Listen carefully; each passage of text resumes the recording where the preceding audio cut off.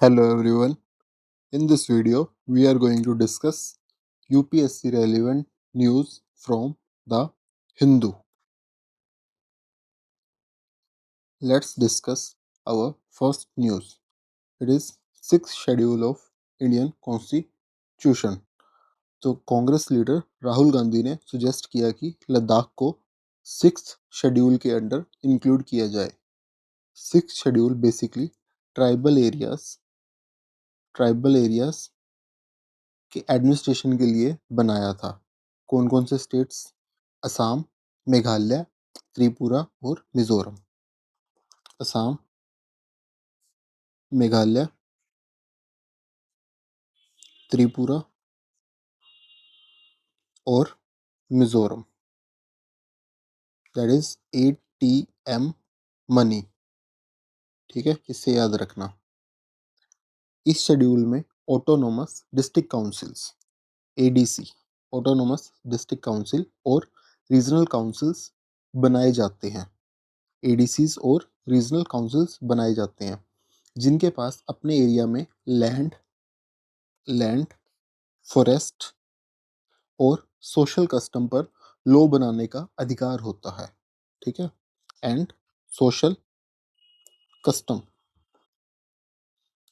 इन पे लॉ बनाने का क्या होता है? अधिकार होता है. जैसे मेघालय में ADC, that is autonomous district council, अपने लोकल ट्राइबल कस्टम के हिसाब से लैंड और फॉरेस्ट के लॉज बनाता है. ओके.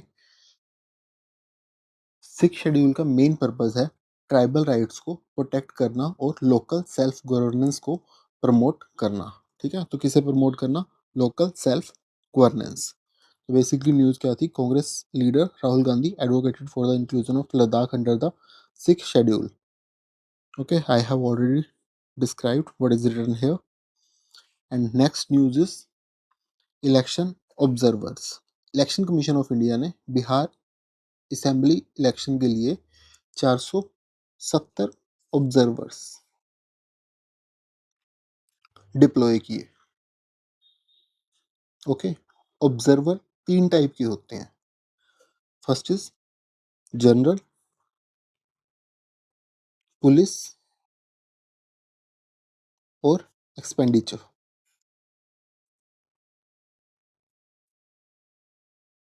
ठीक है, ये क्या होते हैं? Eyes and ears. They are the eyes and ears of election commission of India, जो इंश्योर करते हैं कि इलेक्शन फ्री और फेयर रहे. अगर किसी कैंडिडेट ने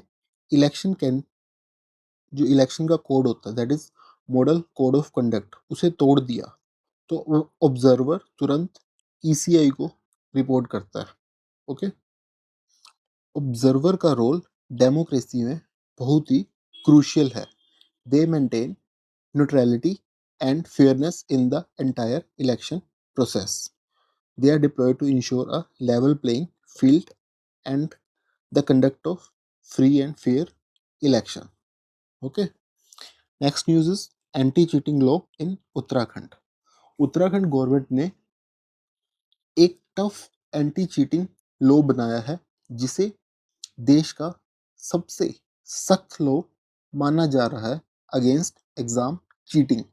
इस कानून के तहत एग्जाम में चीटिंग या paper leak non bailable offence बन गया है. दैट इज क्या बन गया? ये नॉन बेलेबल ऐसा ऑफेंस बन गया, नॉन बेलेबल ऑफेंस. और इसमें स्ट्रिक्ट पनिशमेंट, कैसी पनिशमेंट दी जा सकती है? Strict punishment.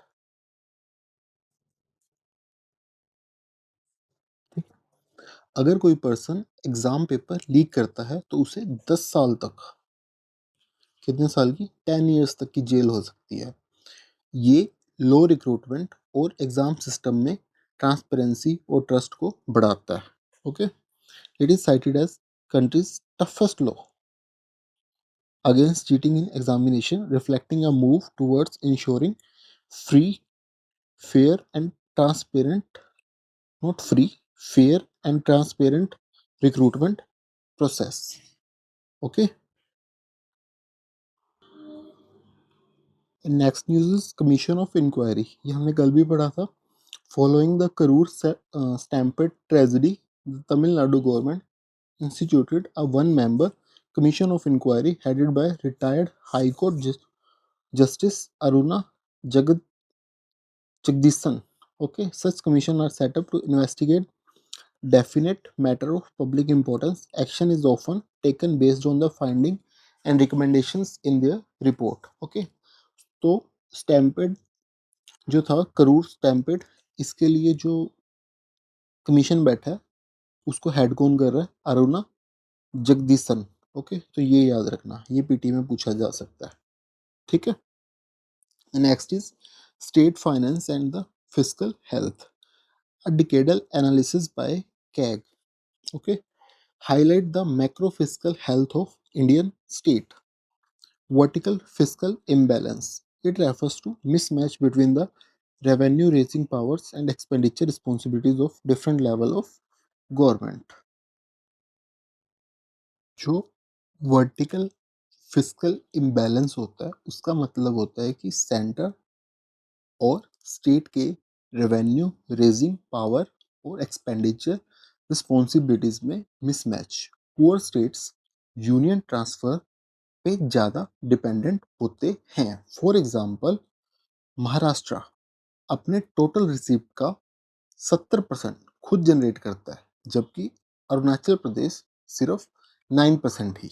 Okay, poor states show high dependence on union transfers. For example, Maharashtra raised nearly 70% of its receipts internally in 2022-23, while Arunachal Pradesh managed only 9%.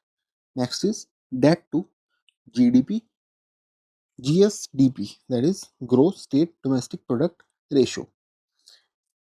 ये एक important indicator है state की physical sustainability का।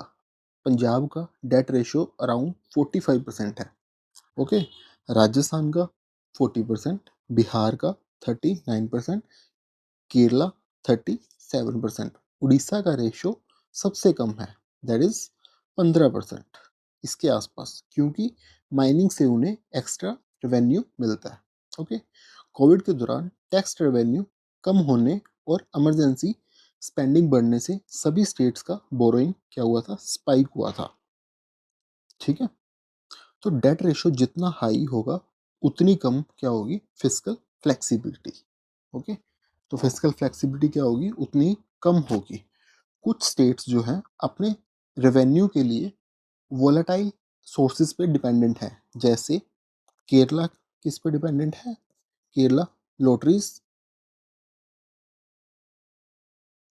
Lotteries पे, और Orissa mining royalties पे। उड़ीसा किस पे डिपेंडेंट है? माइनिंग रॉयल्टीज इन पे। ओके, ये डिपेंडेंसी रिस्की है क्योंकि ये सोर्सेस लॉन्ग टर्म सस्टेनेबल नहीं रहते। ठीक है, तो याद रखना कि स्ट्रॉन्ग फिजिकल हेल्थ के लिए स्टेट्स को डाइवर्सिफाइड रेवेन्यू बेस और प्रूडेंट बोरोइंग पॉलिसी फॉलो करनी चाहिए। ठीक है, and next is capital market, that is foreign portfolio investment versus domestic investors. Domestic investors specially mutual funds के थ्रू इंडियन स्टॉक मार्केट को सपोर्ट कर रहे हैं, जबकि फॉरेन इन्वेस्टर्स क्या कर रहे हैं? अपना पैसा निकाल रहे हैं। This is what is written here. Domestic investors particularly through mutual funds are increasingly supporting the Indian stock market as foreign investors pull out. ठीक है, foreign portfolio investors invest in other country financial assets. ठीक है, domestic institutional investors are Indian investment bodies like mutual funds and investment and pension funds. So do remember it. DII and FPI. ठीक है, FPIs को एक और भी क्या बोला जाता है? Brownfield investment. ठीक है, FPI ownership in National Stock Exchange listed company has fallen to 13.5-year low, while the share of domestic mutual fund has reached a record high. Systematic investment plans. These are the primary drivers for DMF growth, leading to increased retail participation. ठीक है, तो ये चीज़ बताया गया इसके अंदर कि recent के अंदर क्या हो रहा है कि जो म्यूचुअल फंड्स हैं उसके अंदर ग्रोथ हो रही है। अब आपने हर जगह पे ऐड देखी होगी कि म्यूचुअल फंड सही है, ठीक है। अब जितनी ज़्यादा ऐड आएगी तो उतनी ज़्यादा लोगों का परसेप्शन बनता है कि ये सही है, तो लोग उतने ज़्यादा इन्वेस्ट कर रहे हैं। ओके, तो इंडियन मिडिल क्लास अब कैपिटल मार्केट का क्या बन गया है, रियल ड्राइवर बन गया है। तो हम ये कह सकते हैं investor participation is growing, particularly from smaller town and cities. The share of individual investor asset in Indian stock market has steadily increased. UPSC में बोलते हैं ना कि steadily गलत होता है, तो ये याद रखना कि अगर ऐसा कुछ आ जाता है कि the share of individual investor asset in the Indian stock market has steadily increased, तो वो क्या होगा, सही होगा। Next news is from Science and Technology section, that is AstroSat, India's space observatory. Okay, AstroSat ने अपने ऑपरेशन के 10 साल कंप्लीट कर लिए। कितने साल कंप्लीट कर लिए, 10 साल। ये इंडिया का पहला मल्टी वेवलेंथ, याद रखना कि ये क्या था, multi wavelength space observatory satellite है। इसका use visible visible ultraviolet, that is UV, and X-ray light spectrum में यूनिवर्स को एक साथ ऑब्जर्व करने के लिए होता है। एस्ट्रोसेट ने गैलेक्सीज के एक्सरे एमिशन और बाइनरी स्टार के रेडिएशन को डिटेक्ट किया, जिससे साइंटिस्ट को यूनिवर्स को समझने में मदद मिली। एस्ट्रोसेट ने इंडिया को ग्लोबल स्पेस रिसर्च में एक एडवांस पोजीशन दी है।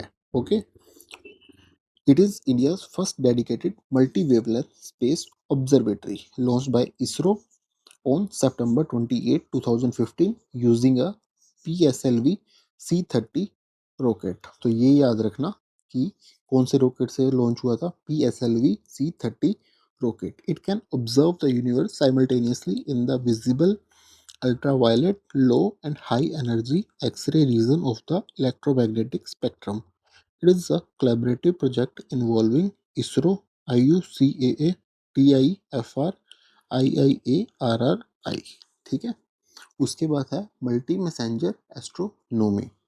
ये एस्ट्रोनॉमी का एक मॉडर्न अप्रोच है जिसमें साइंटिस्ट एक ही सेलेस्टियल इवेंट को मल्टीपल मैसेंजर जैसे लाइट, ग्रेविटेशनल वेव्स, न्यूट्रिनोज और कॉस्मिक रेव इनसे स्टडी करते हैं। 2017 में न्यूट्रॉन स्टार कोलिजन को ग्रेविटेशनल वेव और लाइट दोनों के थ्रू ऑब्जर्व किया गया, जिससे हैवी एलिमेंट्स के फॉर्मेशन का क्या मिला, प्रूफ मिला। मल्टी मैसेंजर एस्ट्रोनॉमी से हम यूनिवर्स के डीप सीक्रेट्स और कॉस्मिक इवेंट्स को ज़्यादा एक्यूरेट तरीके से समझ सकते हैं। A method of studying the universe using more than one type of messenger from space. Okay, includes not just light, electromagnetic radiation, but also gravitational waves, neutrinos, and cosmic rays. Significance: combining signals provides a more complete picture of cosmic events. For example, the 2017 observation of neutron star collision involved both light and the gravitational waves, confirming theories about the formation of heavy elements. ठीक है, एक study agriculture science से related है। इसने reveal किया कि मेज plants ये भी क्या है, आपस में कम्युनिकेट करते हैं, स्पेशली जब उन पे इंसेक्ट्स अटैक करते हैं। ये कम्युनिकेशन उन्हें इंसेक्ट रेजिस्टेंस डेवलप करने में क्या करता है, हेल्प करता है। तो प्लांट्स भी अपनी लैंग्वेज में डेंजर सिग्नल्स क्या करते हैं, एक्सचेंज करते हैं। ठीक है, a study revealed how maize plants communicate to enhance insect resistance. When attacked by insect, maize plants in crowded field release a volatile compound called linalool. Okay, तो ये याद रखना इम्पोर्टेंट है ये linalool. जब मेज प्लांट्स पे इंसेक्ट्स अटैक होता है तो वो एक वोलाटाइल कंपाउंड रिलीज करते हैं जिसका नाम है linalool. ये compound nearby maize plants के रूट में जेसमोन्टे सिग्नलिंग एक्टिवेट करता है.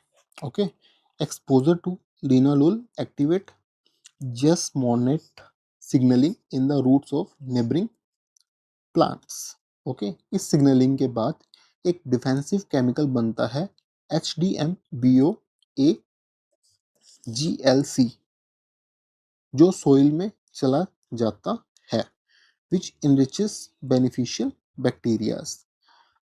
ठीक है, ये डिफेंसिव मेटाबोलाइट सोइल के बेनिफिशियल बैक्टीरिया को क्या करता है, इनरिच करता है, जिससे नेबरिंग प्लांट्स का इम्यून सिस्टम क्या हो जाता है, स्ट्रॉन्ग हो जाता है. रिजल्ट, पूरी फील्ड की पेस्ट रेजिस्टेंस क्या होती है, बढ़ जाती है. तो याद रखना, इंसेक्ट ने अटैक किया, इसने क्या लॉन्च किया, linalool. तो जो दूसरा प्लांट होता है साथ वाला, उसकी रूट में क्या रिलीज होता है, जेसमोन्ट सिग्नलिंग, और जिससे क्या रिलीज होगा, HDMBOAGLC. Okay, this understanding could be harnessed for sustainable agriculture to reduce chemical pesticide use.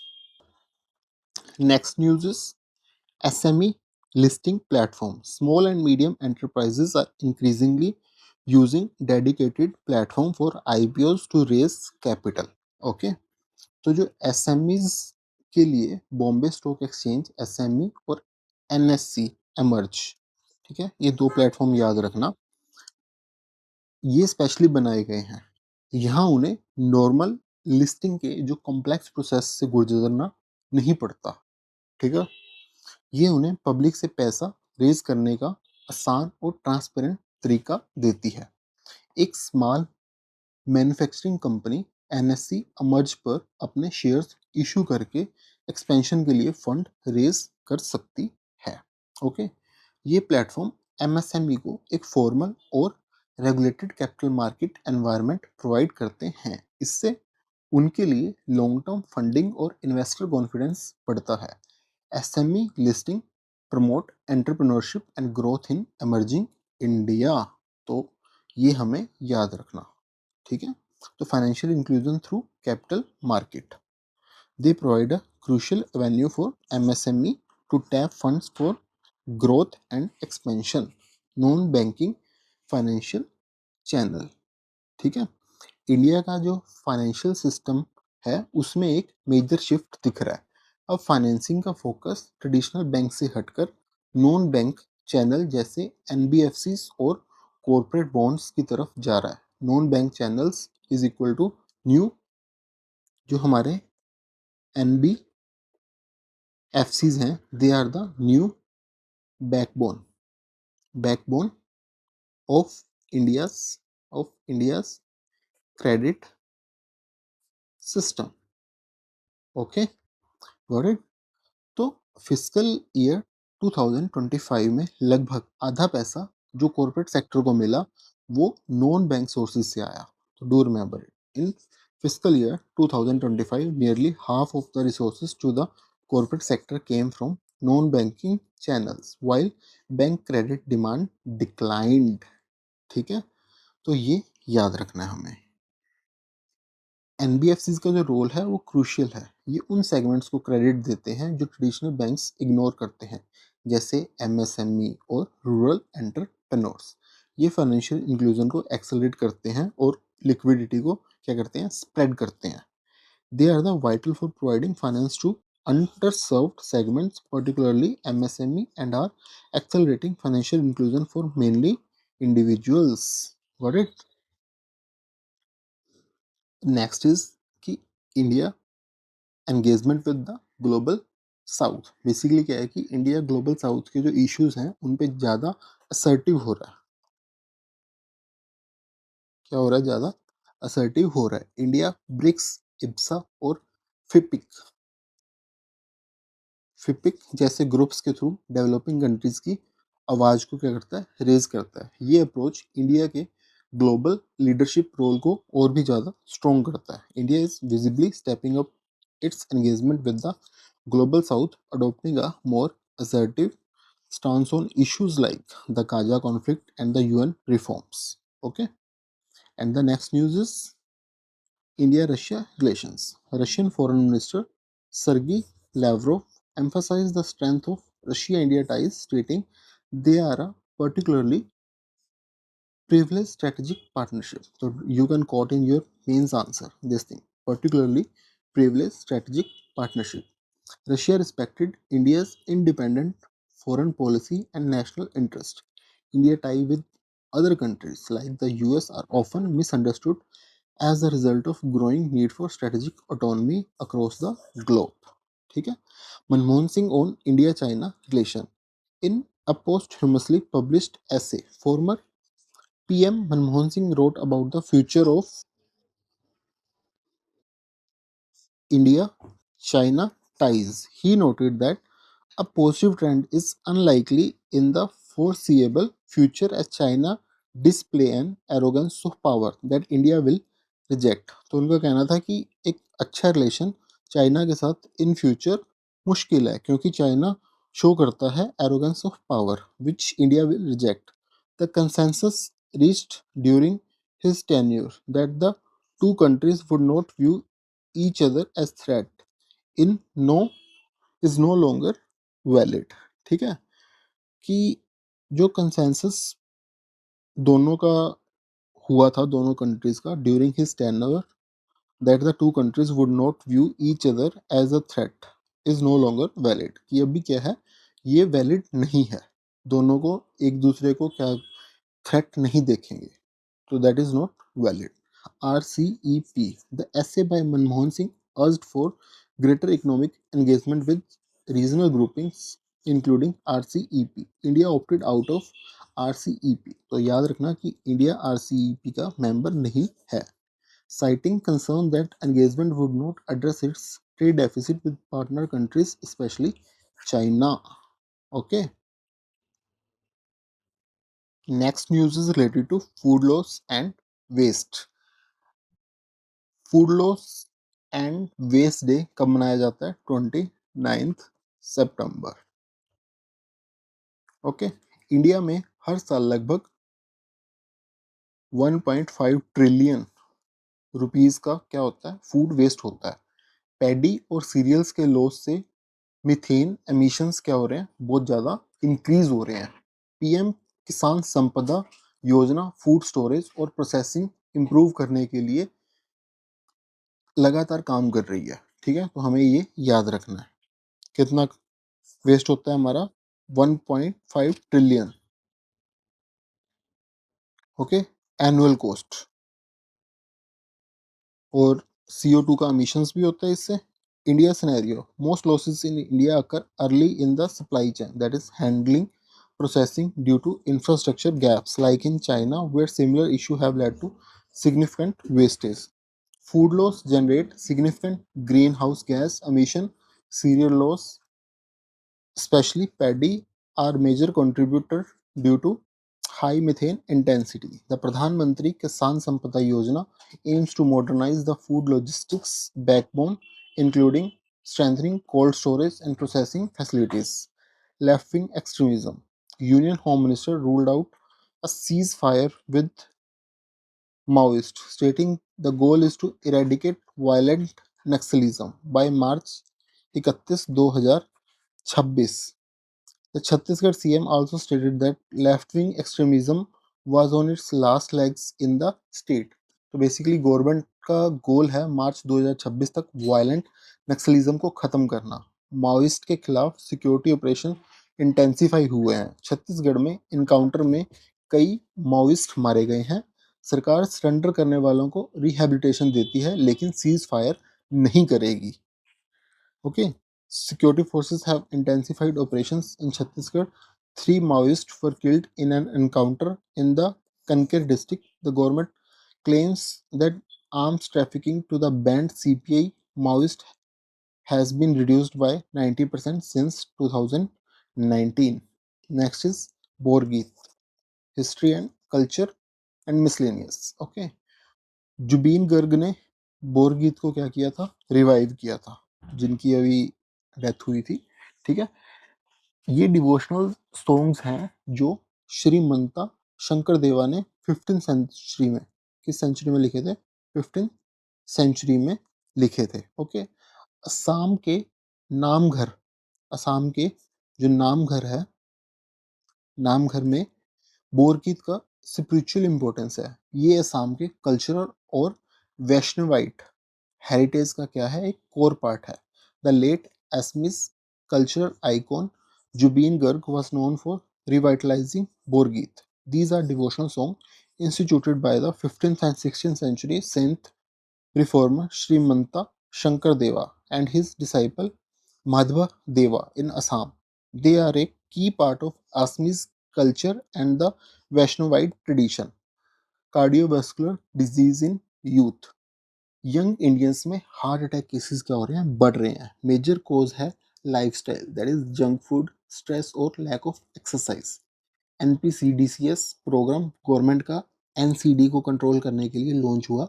Youth को प्रिवेंटिव हेल्थ और फिटनेस पे फोकस करना चाहिए। ठीक है, raising trend of heart attack is being observed among young Indians, 20 से 40 साल। ठीक है, रेलेवेंस क्या है, health, fitness, disease, lifestyle. The increasing incidence of cardiovascular disease in this demographic is attributed more to lifestyle factors, sedentary routines, poor diet, stress, lack of sleep than genetics. Okay, the National Program for Prevention and Control of Cancer, Diabetes, Cardiovascular Disease, and Stroke is a key initiative to tackle the burden of NCD. Okay, NPC DCS. Okay, याद रखना NPC DCS. So this was all about today news. Thanks for watching.